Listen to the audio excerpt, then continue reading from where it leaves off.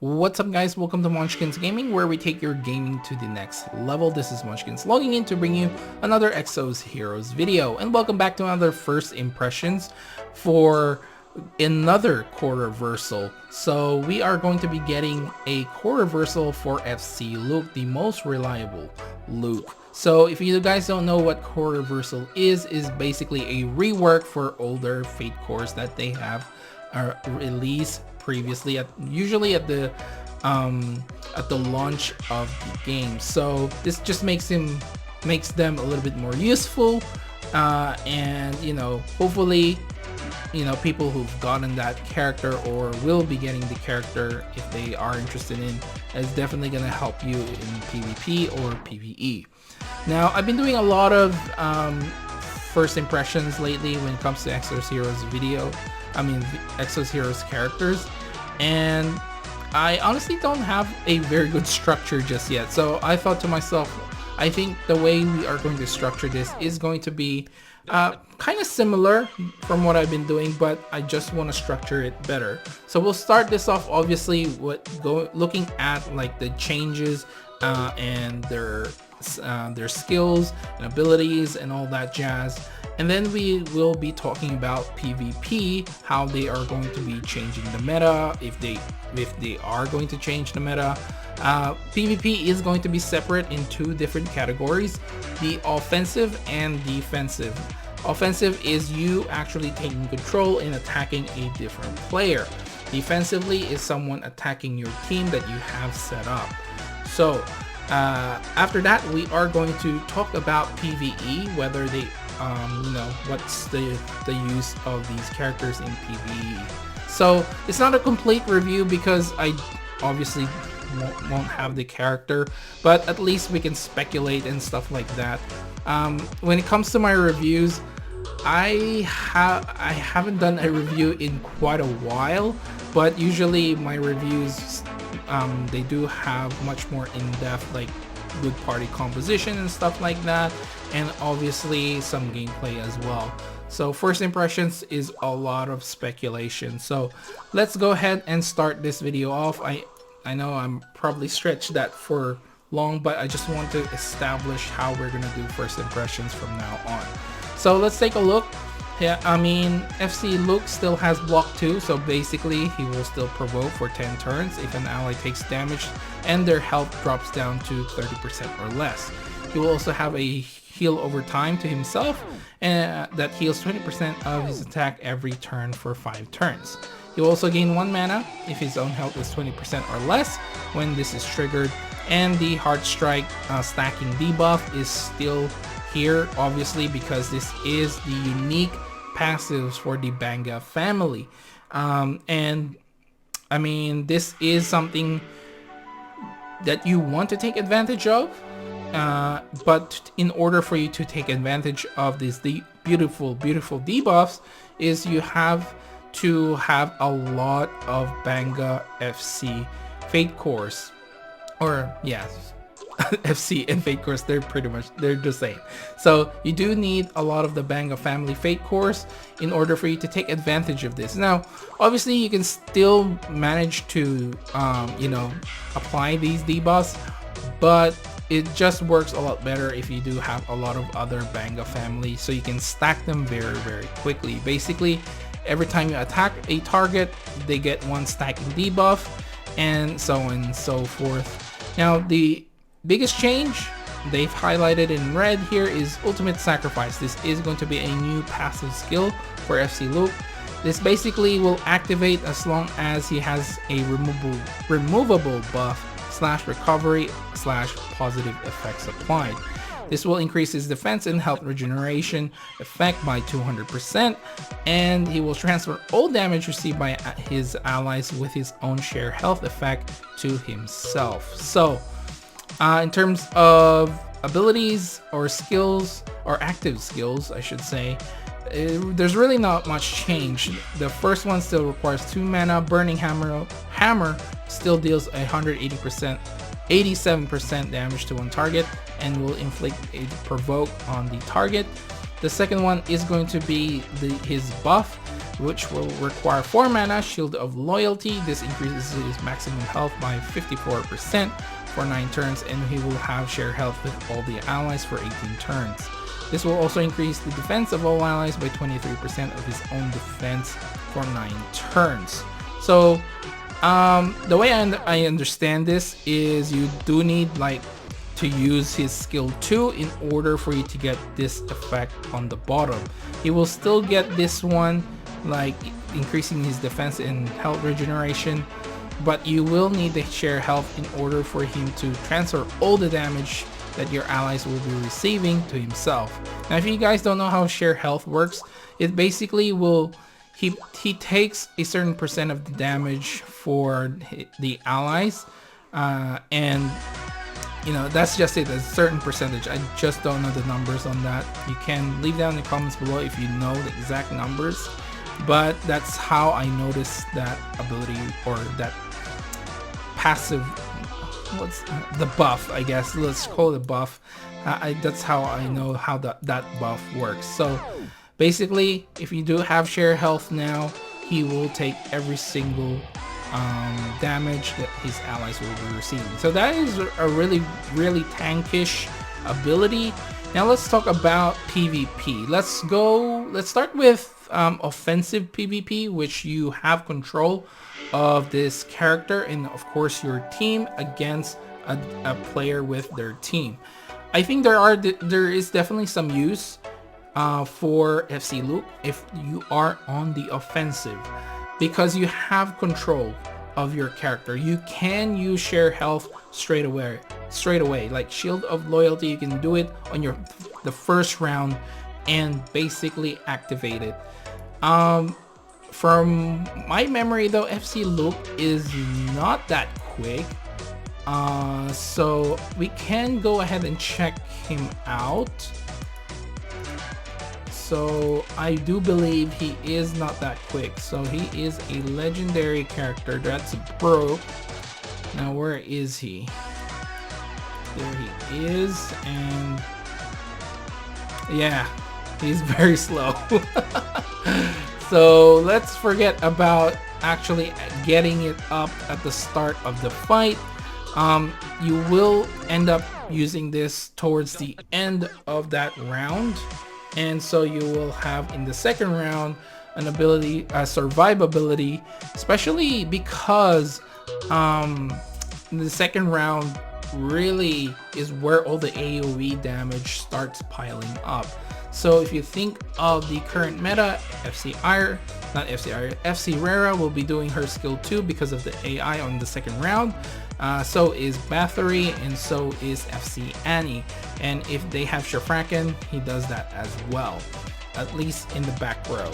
So there is some survivability stuff that you can pull off in terms of Ultimate Sacrifice. Do I think it's going to change the meta in terms of offensive PvP? No, I do not. I think this is a nice little thing that he's gotten, but I think FC Tantalos 0 damage from crit is much better than this one, because this one you really have to, you know, get that share health up, whereas that one it just sort of happens, I believe. No, please don't quote me on that one. I don't know if we can still see it from here. Can we actually see it from here? No, doesn't look like we can. But we can check the Fate Core here. Just to be 100% sure. Tantalo. Come on, go down. It does take a while because it's very, very long. Okay, Heart Strike 2, Heart Strike 3, and then Overpower. Here we go. Yeah, decrease critical damage by 300%, and he gets an immunity. God dang it. Come on, come on. Show me the end.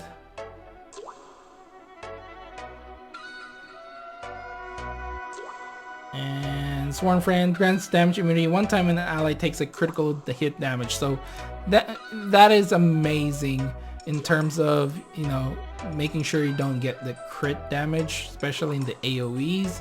So I think that is much better than this one. So offensive PvP, there's some use, but I don't think it's going to change the meta. Defensive PvP, I don't think this is going to help with defensive PvP because you are at the mercy of the AI. The AI will always use ability 1 or his skill 1 in the first round. There's no way he will activate share health, so it's already a bust in terms of defensive PvP. So that's all I have to say for it. You are at the mercy of the AI unless the devs change how the AI, you know, how the AI works. If they can make it so that if that certain AI has, you know, have enough mana for skill 2, they will always use skill 2. I mean, that is going to be amazing. So in terms of defensive, and that will change the meta altogether. But let's move on to PvE. So PvE, I can see this working if you stack up a lot of ice armor cores and awaken using that. You get that 700 increase in defense. With the increase of his defense by 200%, that's gonna be insanely high. I just don't know how hard the because I'm really comparing this like if you're trying to beat chapter 11 and chapter 12, because they are the hardest contents currently, apart from the path of trials or something like that, which I don't even try anymore. I'm still trying to finish chapter 12 at this point in time, but like if I compare it to that, I do think that he will have that survivability even better, but